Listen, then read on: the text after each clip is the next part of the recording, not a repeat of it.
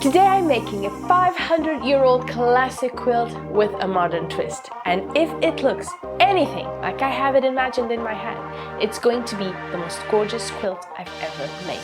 We're talking about one of the most famous patterns in history that dates back to ancient Greece and as early as 1800 BC. It was used in England in the 14th century and it is still used today in military uniforms. I am making a chevron quilt the modern way. And to make this even more challenging, I will be using all my scraps. I cannot wait to show you this. Let's go! I decided to create this quilt using our rainbow wash colors, and I may add a little bit of pink. I just think that jump from red to purple is a little bit too much, and I promised you a modern chevron, and I meant it. Well, this is actually one of the modern ways really, because there are a few, but my version is, I think, the easiest one. Anyone can do this, and if you'd like, you can use pre-cut fabrics like a charm pack or something. It will save you so much time because you won't have to cut as many fabrics. You'll just need white squares in the same size as the pre-cut ones. And as for the twist I promised, we are making broken chevrons today. It is a much fresher pattern, you know, with the white entwined and the mismatched diamonds, let's call it that. Now, I will say I am making a small piece, so I hope I get my ombre right in such a small space. We need 6-inch squares in all our rainbow colors and the exact same quantity in 6-inch squares in white, of course. Let's see how we do this. And now it's time to sew our For me, the most gradual way to make a wash is to make half square triangles because the pieces are smaller than full squares and you can just mix the colors up much easier. Plus, I love half square triangles. So essentially, we're going to take the two squares, put one on top of the other, right sides together, and we are going to sew all 4 sides.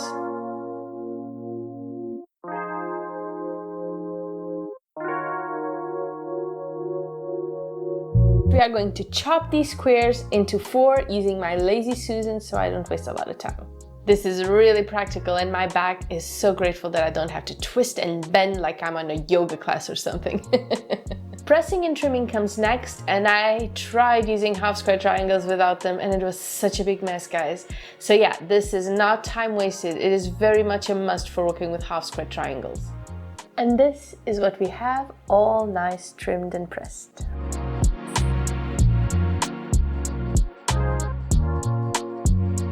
And guys, help me out here. There's been a big debate around here all week and Mike has been making fun of me relentlessly.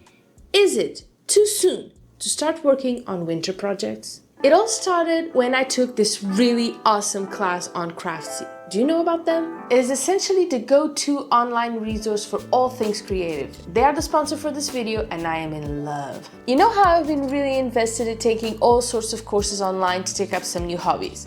Well guys, I've taken up knitting and I am neck deep in Christmas DIY. Craftsy is an online community of creative, like-minded makers where members can find endless inspiration, advance their skills, and discover their new favorite hobby. And their classes are perfect for any skill level really, with step-by-step instruction in more than 20 categories like crochet or cooking, you know, sewing, quilting of course, painting, and so many more. They even have some cake decoration classes. How cool is that? Craftsy is made for curious people who never want to stop learning.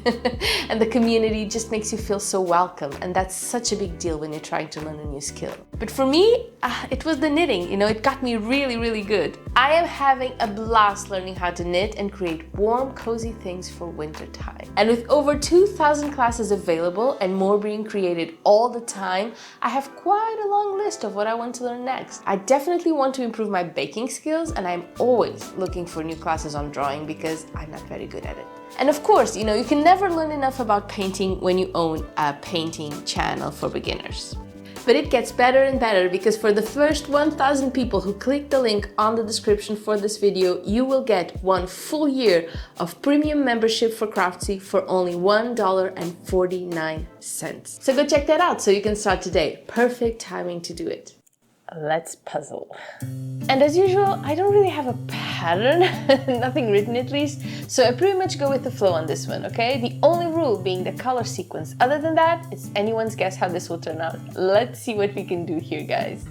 So chevrons are made of diamonds, right? So we need to build those and we could do, you know, full color chevrons mixed with white chevrons, but I kind of like that mismatched look that, you know, that create the broken chevron pattern, so I'm definitely doing that.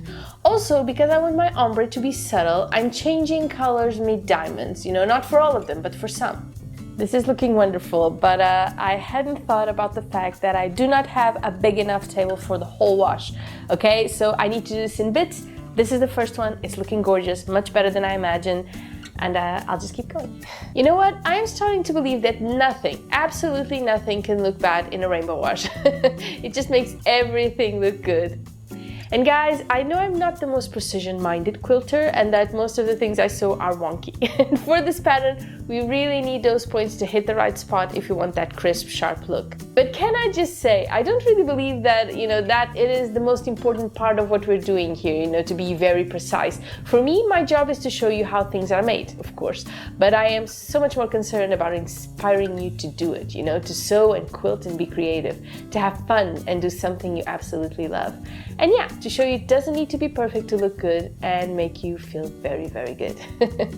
So gorgeous. I cannot wait for you to see the final result. Let's sew. As far as sewing goes, I usually go rows first and then columns, but for this one, I think I need to do the columns first because I want to join these diamonds before anything else. And for this pattern, we really do need those points to hit the right spot if we want that crisp, sharp look. We need those seams nicely nested and all that, and I will try my very best to make that happen. Oh, damn it.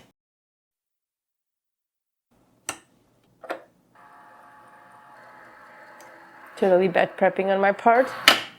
Let's get back to it. I remember when I was a beginner and I would watch all these perfect videos and I would feel so overwhelmed because what they were doing there was perfect and looked absolutely nothing like mine. And I would feel so discouraged, guys. So yeah, I think there's space for wonkiness as there is a place for perfection because it's all part of inspiration and creativity and happiness.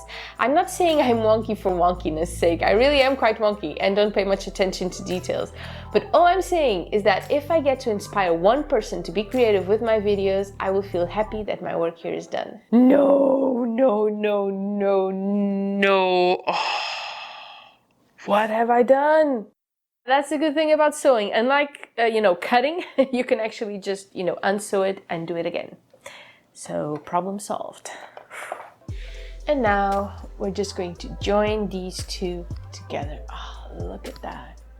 Gorgeous. And we are halfway there, guys. Let's go. And let's add it to this one. Ah, so cool. So cool. Last bit, let's go. I told you this may just be my favorite and I was right. You know, if you can imagine, you know, doubling what we've just done here today, you know, twice, 3 times, you get a wonderful, beautiful, fresh, modern quilt with a very ancient, very famous, very popular, very stylish pattern. Guys, I enjoyed it. I hope you did too, and I will see you soon. Bye bye.